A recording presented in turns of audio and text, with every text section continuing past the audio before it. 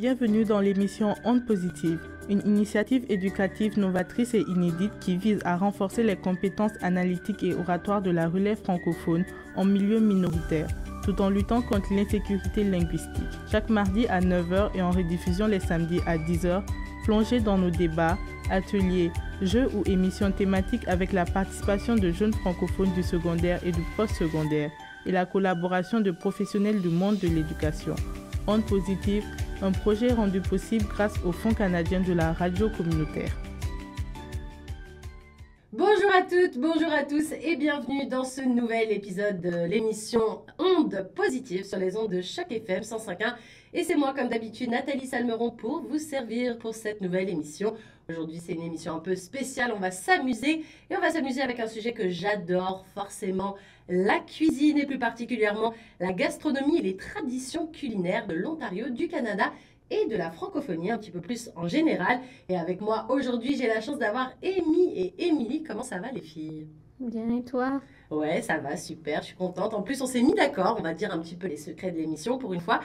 On est arrivé, quand vous êtes arrivés les filles, j'avais plusieurs sujets pour vous. Et je vous ai fait choisir et pour le coup, on a les mêmes goûts parce qu'on est tombé d'accord sur le thème. Donc ça veut dire que vous aimez bien la cuisine. Oui, quand même. Ouais. Amy, toi aussi, t'aimes bien la cuisine?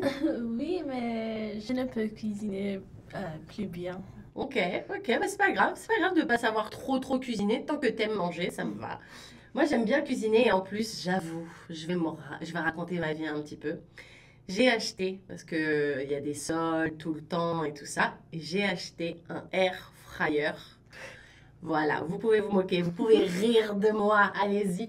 Non, j'ai acheté un air fryer et je comprends le côté un peu à la mode de ce truc-là. Ma mère a acheté un air fryer, elle m'en parle tout le temps.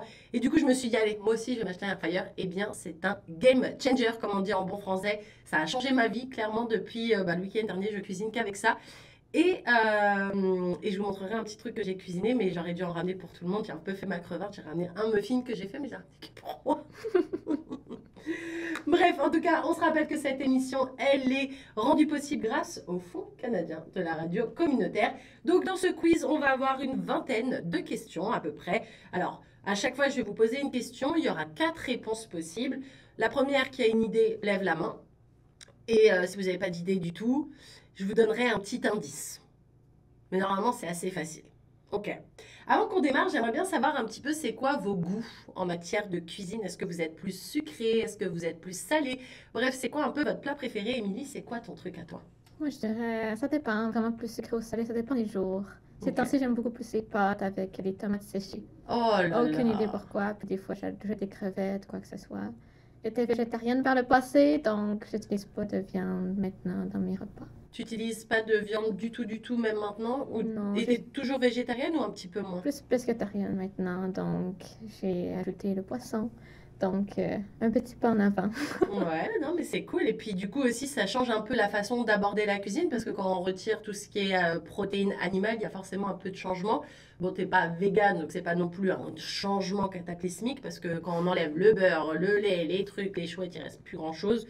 En tout cas, quand on n'a pas l'habitude, on a l'impression qu'il reste plus grand-chose, alors que nos amis véganes s'en sortent très bien. Mais c'est vrai que des fois, c'est un peu compliqué. Et toi, Amy, c'est quoi ton truc? T'es plus sucré, salé? C'est quoi ton plat un peu préféré? Pour moi, j'aime le sucre. Ouais. J'aime le petit gâteau, choses comme ça, le chocolat. Ah ouais, ok. Bon, bah, on va bien s'entendre les filles parce que vous avez dit chocolat et pâtes. Clairement, moi aussi, j'adore ça. Bref, on va commencer ce quiz. Est-ce que vous êtes prêtes? Oui. Ouais, allez, c'est parti. Quelle tarte est une spécialité de l'Ontario particulièrement populaire à Toronto?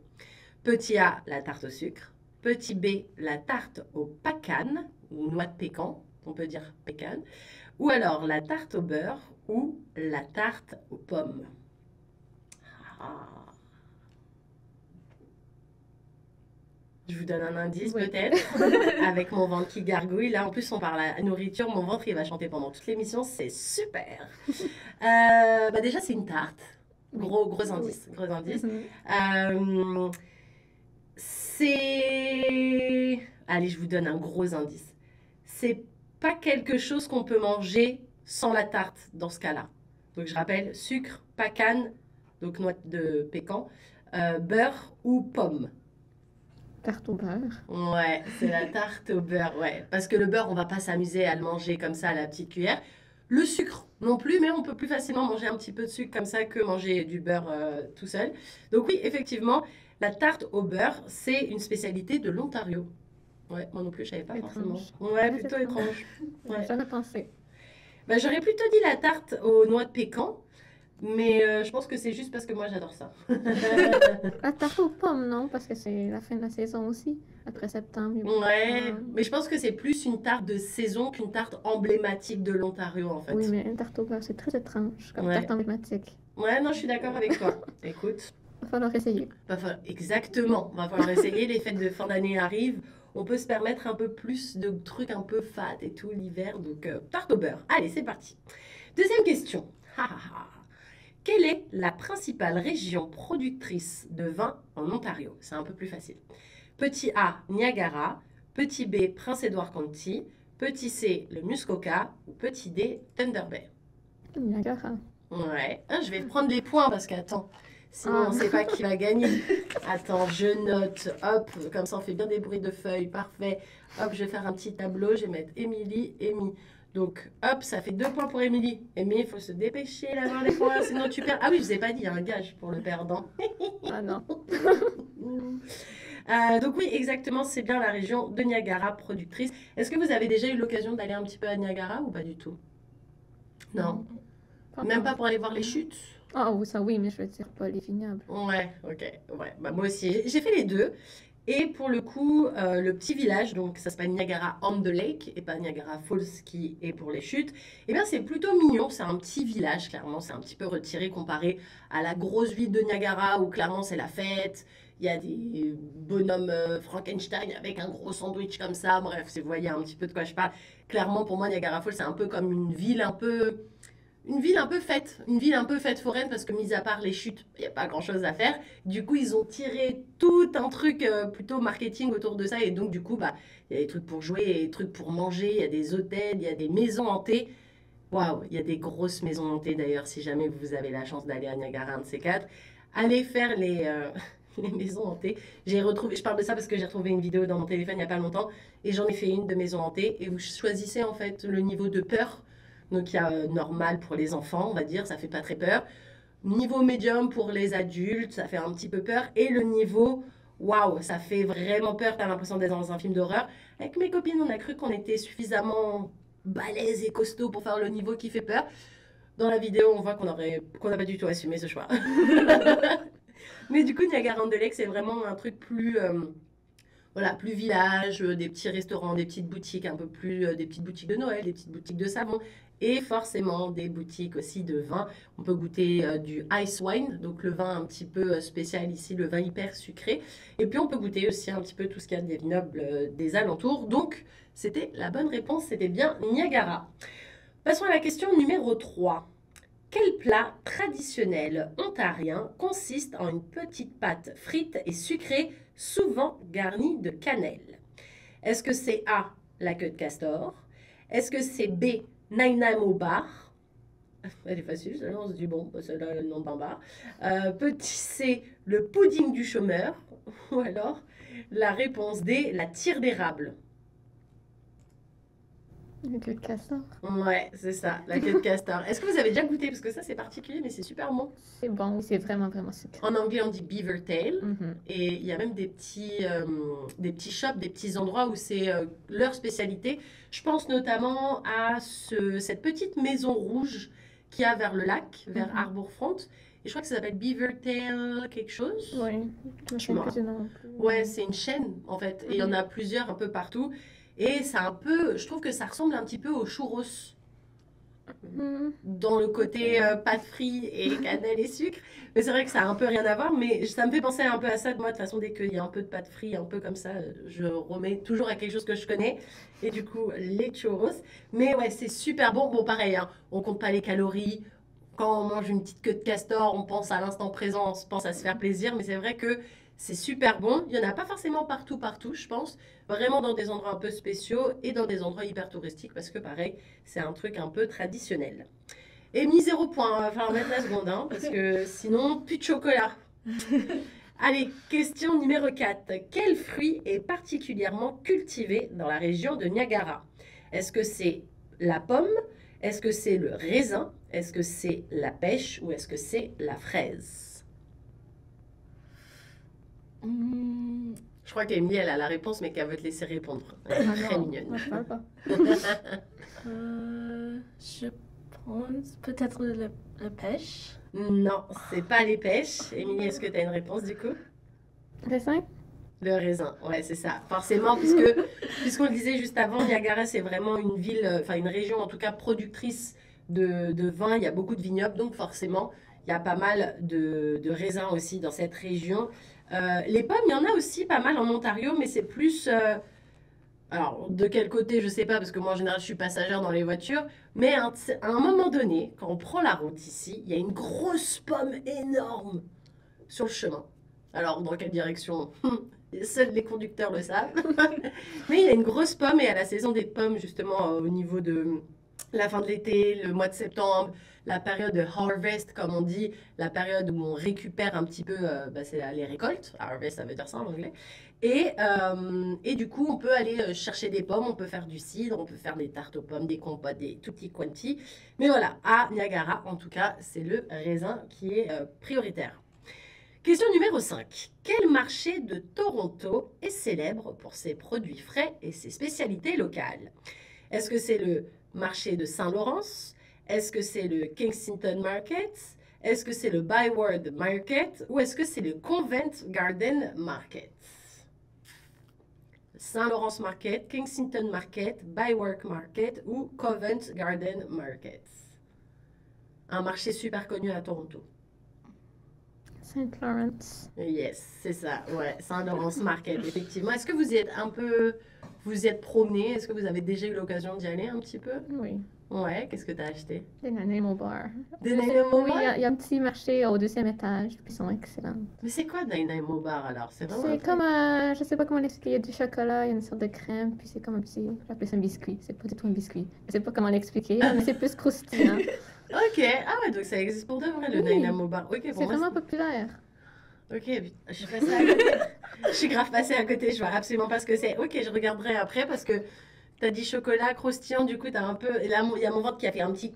Il m'a dit, tiens, faut regarder, ça a l'air sympa ce truc. Ok, ok. Donc ouais, Saint-Laurence Market. Et d'ailleurs, pour les auditeurs qui nous écoutent et qui nous regardent sur YouTube, n'hésitez pas à aller au marché de Saint-Laurence quand c'est presque la fermeture, parce qu'il y a des bons plans à ce moment-là. Il y a tout ce qu'ils n'ont pas vendu. Des fois, ils font un peu des lots. Moi, je me rappelle y être allée forcément un peu tard.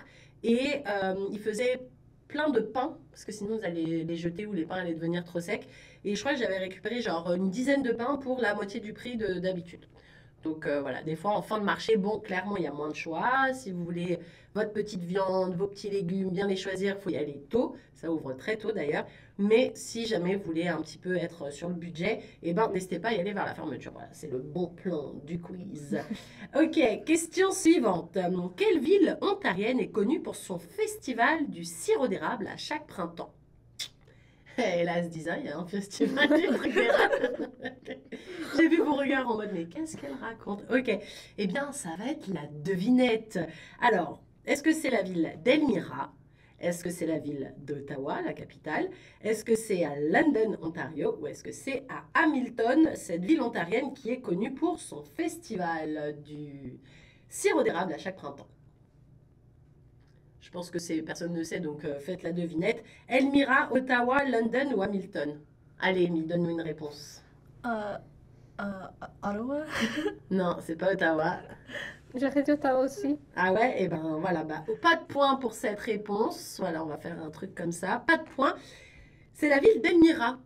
Voilà, donc la ville d'Elmira. Coucou à vous, les gens d'Elmira. Si vous nous écoutez, eh bien, on pense à vous et à votre festival du sirop d'érable à chaque printemps. Je ne savais pas qu'il y avait un festival, moi non plus. Vous êtes amatrice, vous, de sirop d'érable? Est-ce que vous en mangez déjà? Oui. Ouais. Ah, sur les pancakes et tout. Les crêpes. Sur les crêpes? Ouais. Et toi, tu les manges sur quoi? Avec pancakes. Avec les pancakes, ok. Ouais, c'est pas mal et tu peux aussi le remplacer. Tu peux remplacer le sucre dans certaines recettes avec le sirop d'érable. Je suis avec mes histoires d'air fryer en ce moment, donc je vous dis, je fais un peu de tout. Et j'essaye de mettre un peu des trucs canadiens dedans, donc le sirop d'érable, ça va arriver dans les recettes. Question suivante. Quel plat à base de viande est typique de la cuisine ontarienne, souvent d'ailleurs servi avec des légumes? Est-ce que c'est la tourtière?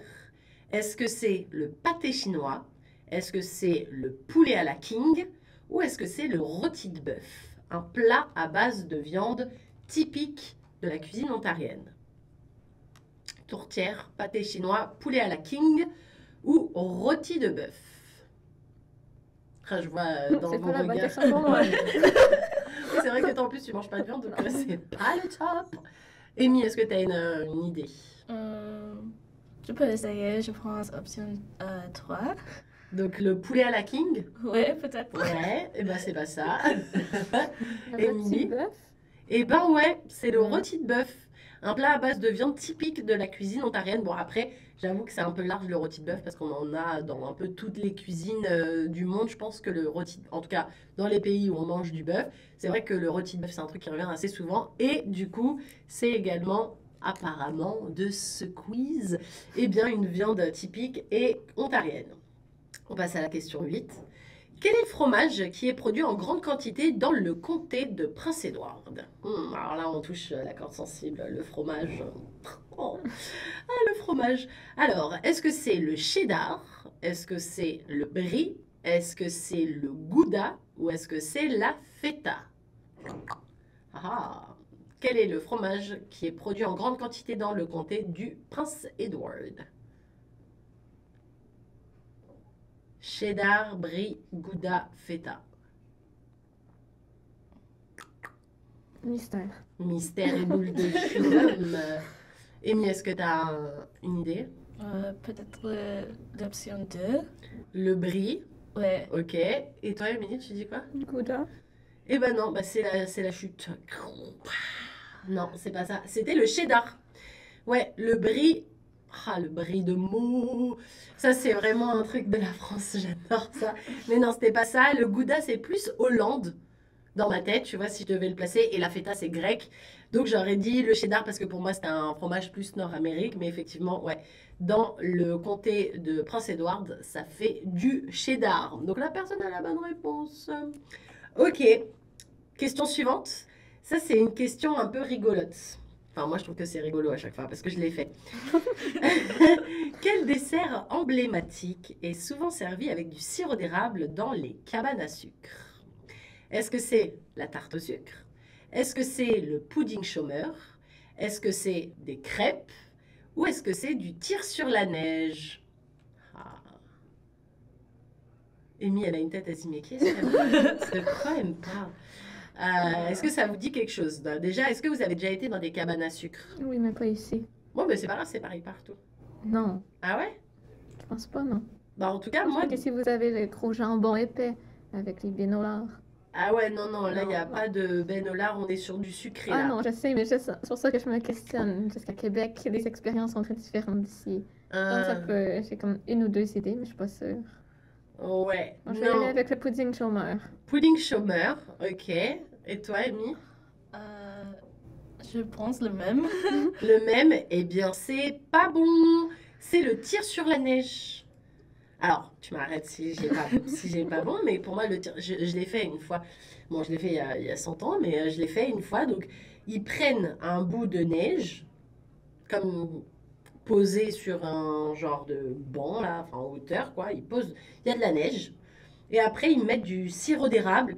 Et après, ils font comme ça, genre. Alors, pour ceux qui nous écoutent, le fut-fut, vous n'allez pas comprendre ce que ça veut dire. Pour vous, en vidéo, ça a plus de sens. Non, en fait, ils font comme des tiges un peu droites. Et après, avec un petit bâton, comme un bâton pour les glaces, eh bien, ils le roulent le bâtonnet. Et du coup, ça fait comme un genre de caramel, entre guillemets, mais au sirop d'érable. Voilà, du tir sur la neige. Moi, j'avais trouvé ça génial. Bon, en même temps, j'avais 17 ans. C'était la première fois de ma vie que je voyageais. Je suis arrivée au Canada. J'étais là, waouh, c'est incroyable ce pays. Ils font de la...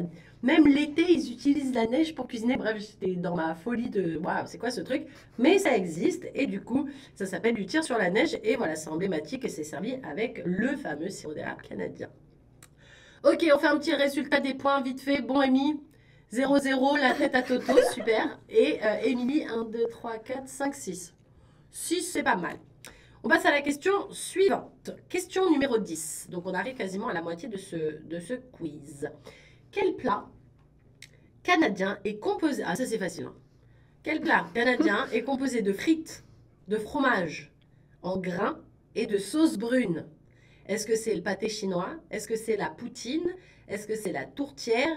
Ou est-ce que c'est la scie pâte? Poutine. Bah oui, ça tu savais, Amy, quand même. Ouais. Bah oui. Ouais, c'est la poutine. Et ça c'est pas forcément ontarien. Je pense que c'est un peu un plat emblématique du Canada dans sa généralité. Est-ce que vous savez le faire? Est-ce que vous en avez déjà fait de la poutine à la maison? C'est pas bon à la maison. Ah ouais? Non. Pourquoi c'est pas bon à la maison? Si tu achètes justement les sachets qui se vendent en épicerie, c'est terrible. C'est vraiment. Les sachets de la poudre, tu veux Oui, dire? la poudre. Si on fait la sauce en même, ça peut être bon. Ah. Sinon, non. Je recommande pas. Et elle est à quoi cette fameuse sauce brune? On peut pas dire les ingrédients. Ah ok, parce Non, que sinon on généralement, meurt. Non, mais il y a du bœuf ou du porc ou peu importe. Donc c'est à base de viande quand même, c'est un C'est- jus de viande? Un peu. Ok. Oui, c'est sujet à débat. Ok, c'est sujet à débat. Ok, et ben si jamais vous avez une bonne recette de sauce brune, les amis, et ben n'hésitez pas à donner la recette de la sauce brune. Moi, je serais toujours contente. Et puis entre Noël et jour de l'an, on regarde moins les calories. Allons-y pour une petite poutine là, ça fait pas de mal, j'adore. Bref, donc c'était la poutine et le point il va pour Émilie. On passe maintenant dans des cuisines un peu hors de l'Ontario. Pour la fin, la deuxième moitié, on va dire, de Squeeze. Donc maintenant, on va plutôt parler cuisine francophone autour du monde. Donc là, on était vraiment sur le Canada et plus particulièrement, on va dire, sur l'Ontario. Mais on va s'envoler un petit peu autour du monde et de la francophonie. C'est large. Donc ce sera peut-être plus difficile ou alors plus simple. Ça va dépendre un petit peu de votre culture culinaire à toutes les deux. Question suivante. Quelle épice est souvent utilisée dans le couscous marocain pour lui donner sa couleur jaune? Est-ce que c'est le cumin? Est-ce que c'est le safran? Est-ce que c'est le paprika? Ou est-ce que c'est le curcuma? Ouais, Je pense safran. safran, ok. Et toi, Émilie? T'as pas de réponse? Ok. Et ben non, le safran, c'est plutôt rouge. Et c'est plus un truc qu'on va utiliser dans des cuisines plutôt indiennes, ish, je dirais. En tout cas, dans la cuisine marocaine, on va pas utiliser le safran, on va plutôt utiliser le curcuma, turmeric en anglais. Et ça a cette couleur très très jaune, effectivement. Donc du coup, le curcuma dans le couscous, un de mes plats top. Je pense dans la liste de mes plats préférés. Le couscous et celui de ma grand-mère en premier, je pense, vraiment super bon. Dans quel pays, ça devrait être relativement facile les filles.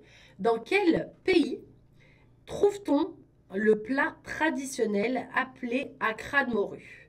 Alors, il y a une petite faute dans...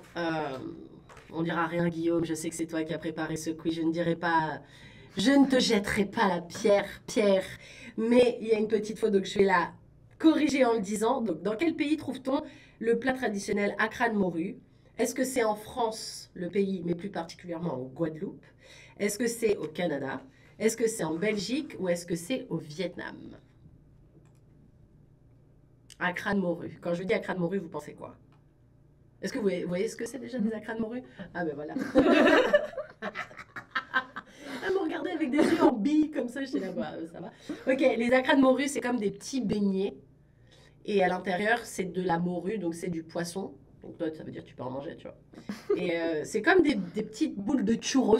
On en revient avec mes churros. Non, en fait, c'est la même, c'est de la pâte à beignet. C'est salé, hein. Donc c'est de la pâte à beignet.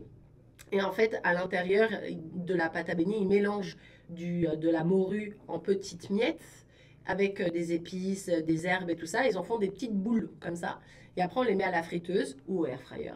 Et du coup, après, c'est comme des petites boules comme ça. Puis soit on les mange juste en boule, soit on les trempe un peu dans de la mayonnaise, de la sauce, peu importe. Et c'est hyper bon. Vraiment, c'est bon. Bon, c'est gras parce que c'est frit, mais pas au air fryer.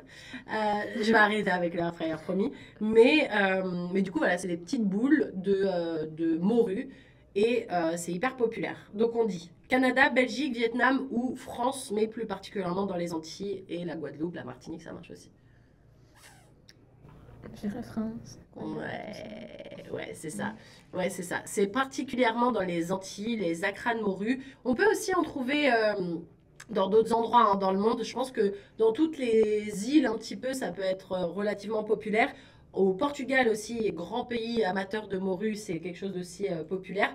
Mais c'est vraiment un truc très très antillais pour le coup. Donc Guadeloupe et la Guadeloupe, n'oublions pas que la Guadeloupe, c'est la France. Question numéro 13. Ouh là là.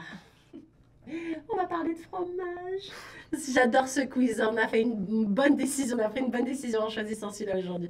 Alors, quel fromage français est fabriqué dans la région de Normandie? Je souris en parlant, c'est débile. Je le vois dans ma tête, le fromage. Et est connu pour son goût prononcé et sa texture crémeuse. Est-ce que c'est le roquefort? Est-ce que c'est le brie? Est-ce que c'est le camembert? Ou est-ce que c'est le comté?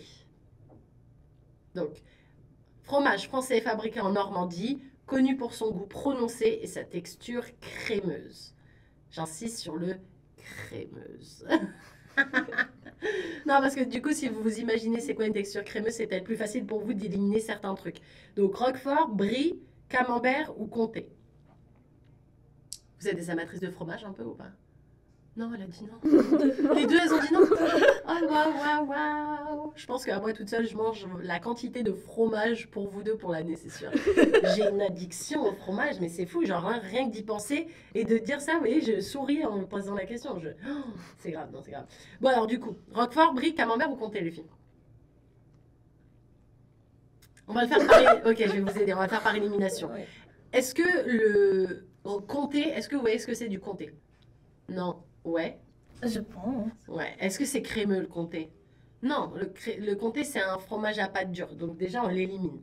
Comté c'est plus un fromage de la famille du parmesan entre guillemets, c'est plus un truc qu'on va râper que un fromage qu'on va couper qui est crémeux, qui va couler. Roquefort c'est un fromage, c'est le bleu quoi, c'est le fromage avec les moisissures dessus là, vous savez. C'est peut-être le fromage que j'aime le moins. Comme quoi ça existe. Donc non. Alors, en texture crémeuse, il reste soit le brie, soit le camembert. Donc, je voulais choisir entre ces deux-là. Camembert. Ouais, est-ce que tu aurais dit la même chose? Ouais. Ouais, bonne réponse, exactement. C'est le camembert. Le brie de Meaux. Je dis Meaux. Pour vous, c'est juste un bruit là, ce que je suis en train de faire. Mais en fait, Meaux, c'est une ville aux alentours de Paris. Et c'est vraiment la dénomination du truc, c'est brie de Meaux. Comme on va dire la poutine de Québec, par exemple, un truc comme ça. Eh bien, Meaux, c'est une ville. Dédicace à toutes les personnes du 77. Et du coup, voilà. Mais le camembert, c'est normand. Et c'est trop bon. Quand ici, je vois les camemberts rôtis et tout, je me dis, waouh, vous avez tellement tout compris. Bref. Voilà, voilà. Passons à la question suivante. Et là, on part en Afrique de l'Ouest, avec cette question. Quel est l'ingrédient principal du foufou? Un plat très populaire en Afrique de l'Ouest, et notamment en Côte d'Ivoire. Est-ce que c'est le riz? Est-ce que c'est le manioc? Est-ce que c'est la patate douce? Ou est-ce que c'est la pomme de terre? Le foufou. Ouais. Je pense la pomme de terre. Pomme de terre, ouais. Émilie? Eh bien, c'est pas trop loin, c'est le manioc. Pomme de terre, c'est, je pense que la pomme de terre, ce serait trop mou comme goût. Bref, le manioc, c'est une racine un petit peu. Et c'est noir, marron un peu à l'extérieur. Puis après, il faut l'éplucher, en fait, enlever cette coque un peu, cette pâte, enfin, cette truc marron là autour, là, je sais pas comment on appelle ça, la peau. Et voilà la peau tout simplement. Et après à l'intérieur c'est plutôt blanc, c'est filandreux. Et il faut bien faire cuire et tout et c'est super bon. Il y a de super recettes avec le manioc. À vos recettes les amis. Passons à la question suivante. Quelle est, à boire avec modération, je le dis d'avance parce que sinon on va me dire ah tu promouvois l'alcool. Pas du tout. Quelle est la boisson nationale de la Martinique, souvent associée au petit punch? Est-ce que c'est le vin rouge? Est-ce que c'est le rhum? Est-ce que c'est le gin? Ou est-ce que c'est la vodka? Je dirais même un alcool plutôt caribéen. Si on pense à un alcool plutôt caribéen, est-ce qu'on pense au vin rouge? Est-ce qu'on pense au rhum? Est-ce qu'on pense au gin? Ou est-ce qu'on pense à la vodka? Le rhum. Ouais, c'est ça. Ouais, le rhum, c'est ça. Le rhum, c'est vraiment la boisson un peu nationale en Martinique. Ils ont des rhumeries, ils le font sur place, ils le font vieillir dans des fûts, dans des chouettes, dans des muches. Bref, c'est super bon et vous pouvez l'avoir à plusieurs goûts, de plusieurs âges différents. Vous pouvez l'avoir avec des épices aussi. Bref, le rhum, on adore, mais à boire avec modération. On ne veut pas de problème, merci bien. Alors, question numéro 16. Et là, vraiment, je vais commencer à avoir vraiment faim. Quel plat traditionnel suisse est préparé en faisant fondre du fromage pour le déguster avec des pommes de terre ou du pain? Est-ce qu'on parle là de la fondue? Est-ce qu'on parle de la raclette? Est-ce qu'on parle de la quiche? Ou est-ce qu'on parle de la tartiflette? Plat traditionnel suisse préparé en faisant fondre du fromage, soit sur des pommes de terre, soit sur du pain. Raclette. Raclette, Amy?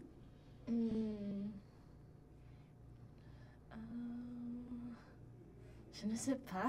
Je sais pas. Eh bien, c'est pas la raclette, c'est la fondue. En fait, la fondue, ça va être le fromage. Donc, on va, comme une fondue au chocolat un peu. On va mettre, donc, il y a ce genre de petit plat en téflon là, hop. Et puis, on va mettre du fromage dedans. Donc, d'habitude, on peut mettre du chocolat, c'est comme vous voulez. Et après, on va rajouter normalement dans la recette, la vraie recette, on picole toujours en Europe. Et on va rajouter un peu de vin blanc dans le fromage en général pour le faire fondre avec un peu de saveur. Et après, on vient avec un pic. Soit on met une patate sur le pic, soit on met un bout de pain. En général, moi, je préfère le pain parce que la patate, elle tombe vite dans le fond. Et après, c'est galère pour la récupérer.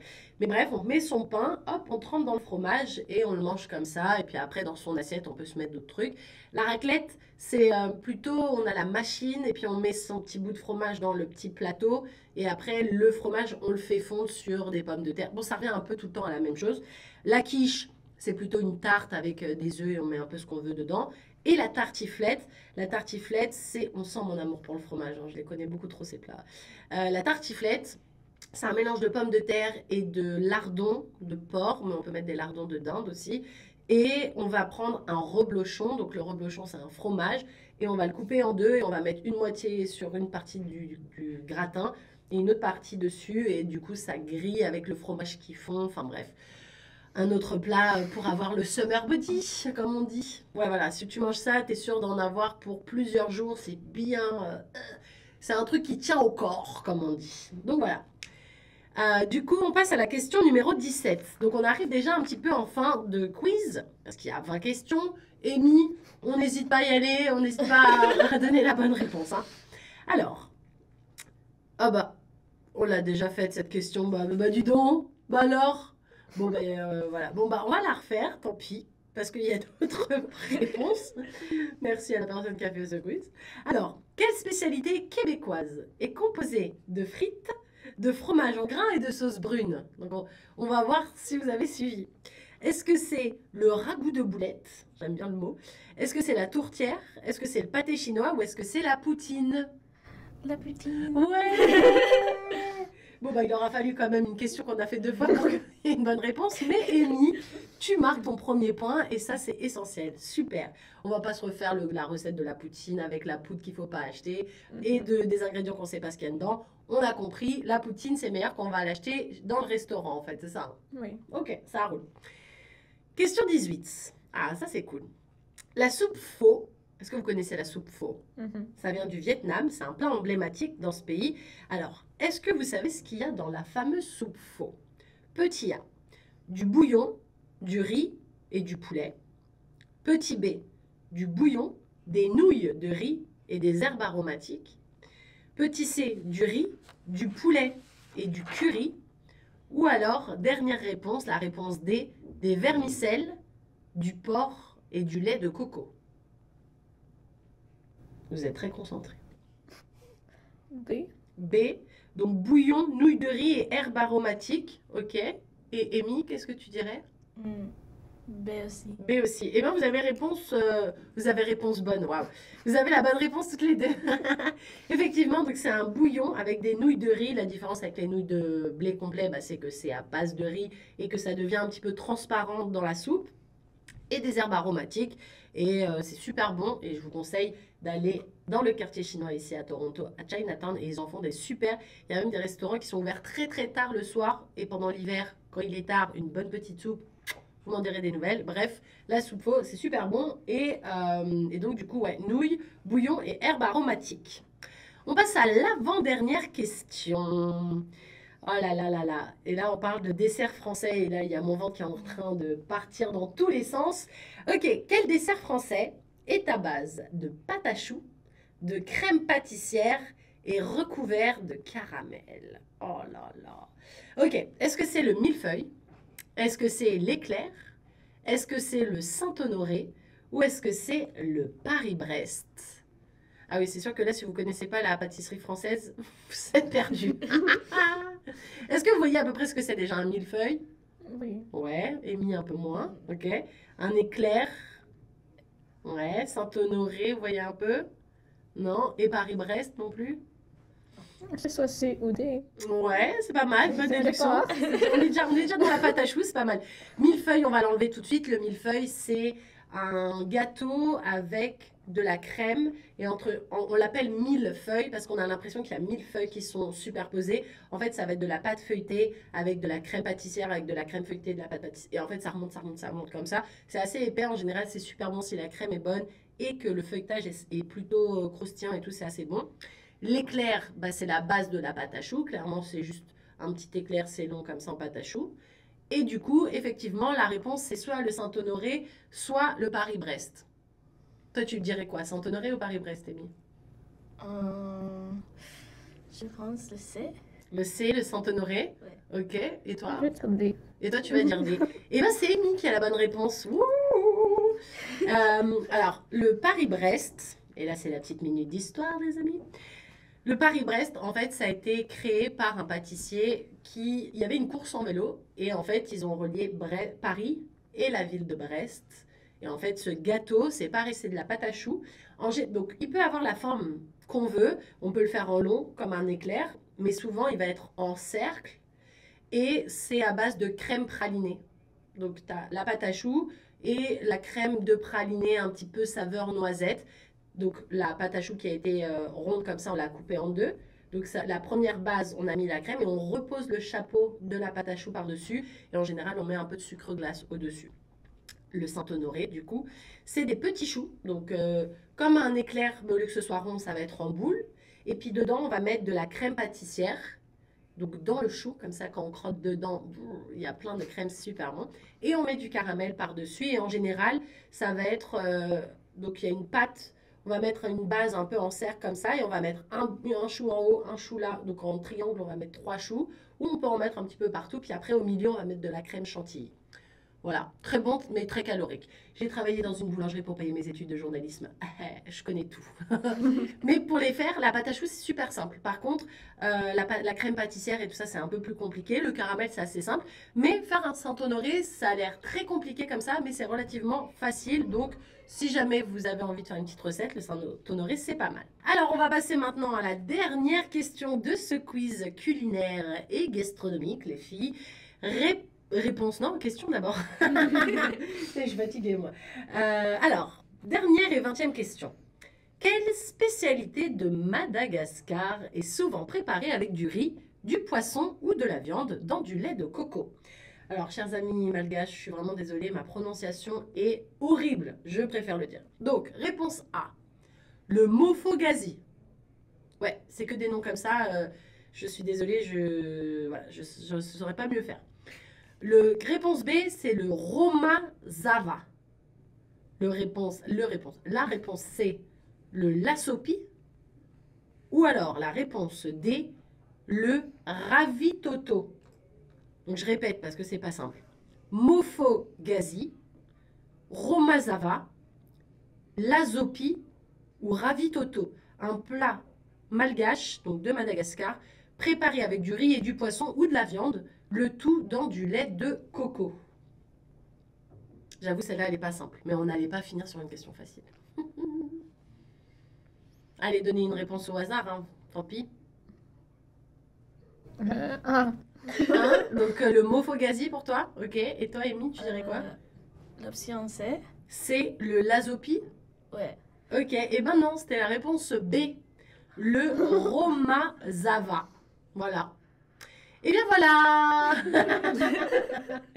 Ok, bah du coup, on va pas faire les comptes, hein, c'est facile. Émilie a gagné, clairement. haut la main. Émilie, t'as quand même 3 bonnes réponses, donc c'est pas trop mal. Émilie, tout le reste, moi les réponses où personne n'a pu répondre. Ok. Est-ce que vous avez appris un truc pendant cette émission? Est-ce qu'il y a un truc qui a retenu plus votre attention que les autres parmi tous les plats qu'on a pu éventuellement mentionner? Est-ce qu'il y a un truc qui vous a plus fait tiens, je testerai bien ça. S'il n'y a rien, c'est ok. Hein. Pour moi, je pense que j'ai besoin how do you say taste? De goûter? T'as besoin de goûter? Dégoûter le fromage. Ah ouais. Ah ouais, j'avoue, non. Franchement, il faudrait qu'on se fasse une petite dégustation de fromage. Je serais la première arrivée à la dégustation. Et toi, Émilie, est-ce qu'il y a un truc qui a un peu retenu ton attention plus qu'autre chose? Ben, les repas de la Côte d'Ivoire, Madagascar, je pense que pour nous deux, on devrait peut-être regarder à goûter d'autres repas que nos classiques. Ouais, c'est ça. Et en plus, il y a pas mal de restaurants. Alors, pour les spécialités malgaches, je sais pas trop, mais en tout cas, en ce qui concerne la Côte d'Ivoire, il y a un restaurant ici qui s'appelle l'Instant du Palais. Je te fais ta pub, c'est gratuit. Pendant la Coupe d'Afrique des Nations, donc pendant la CAN, ils étaient hyper populaires. Ils faisaient pas mal d'événements. Ils avaient beaucoup de monde qui venait regarder les matchs et du coup tu pouvais aussi profiter pour goûter. Donc le restaurant est toujours ouvert et tu peux goûter un petit peu des plats comme ça. Donc voilà. Et puis si jamais, vous pouvez toujours vous faire un petit documentaire sur YouTube pour regarder un petit peu les cultures et puis voir un petit peu. Bon, bien sûr, tu pourras pas goûter comme ça à travers l'écran, mais ça te donnera peut-être un peu plus d'idées. Ok. Eh ben ok, avant qu'on se quitte, qu'est-ce que vous allez manger dans la journée ou dans les prochaines heures? Est-ce que vous êtes cuisiné un truc, les filles, en ce moment? Qu'est-ce que tu vas manger par exemple aujourd'hui? Donne-moi faim. Parce que j'ai pas déjà eu assez faim pendant tout ce quiz. Pour moi, je pense que je veux manger de McDonald's. McDonald's, super. Ah, d'accord, super. Ah, ça, c'est une réponse honnête quand même. C'est une réponse. Ah oui, voilà, Oui. t'as raison de souligner, ça a le mérite d'être honnête. Oui. Bon, on n'est pas dans une culture gastronomique grandiose. Ok, et toi, Émilie? Je vais changer ma question. Si tu pouvais manger ce que tu voulais, tu mangerais quoi? Du saumon. J'ai du saumon qu'il faut que je cuisine, donc je vais voir qu'est-ce que je fais avec. T'as un air fryer? Non. Ah ouais. Non, non. Pas encore. Pas encore, j'aime Je le pas repousse encore. l'idée. Eh ben, moi aussi, je l'ai repoussé. Je te jure, repousse pas trop parce que ta vie va changer. C'est incroyable. Voilà. Et donc, moi, avec mon air fryer. Non, moi, j'ai cuisiné des légumes au air fryer, justement, avec des petites pâtes fourrées, des petites raviolis fourrés au bœuf. Voilà, c'est ça que je vais manger. Et un muffin que j'ai créé. Enfin, que j'ai créé, on dirait que je suis une styliste. Et un muffin que j'ai fait au air fryer avec des bananes. Bananes écrasées, un peu de chocolat, un peu de sucre, un peu de farine. Hop, on mélange tout ça, on met dans le air fryer, pam, j'ouvre une boulangerie demain. Hop. En tout cas, merci les filles. Est-ce que ça a été ce quiz? Est-ce que l'émission vous a plu? Est-ce que vous êtes contentes? Si Oui. vous dites non, je coupe au montage. Ok, en tout cas, merci beaucoup les filles d'avoir été avec nous aujourd'hui. Je rappelle que cette émission, c'était un nouvel épisode de Ondes Positives et que ce projet, il est rendu possible grâce au Fonds canadien de la radio communautaire. À bientôt. À bientôt. À bientôt.